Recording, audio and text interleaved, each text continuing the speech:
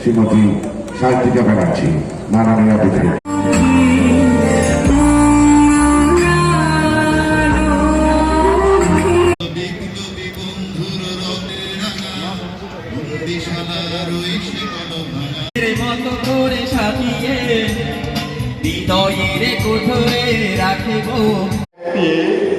দায়িত্ব পালনের পাশাপাশি ওই কর্মস্থলের কারণে আপনার ওই দায়িত্ব পালন করতে হয়।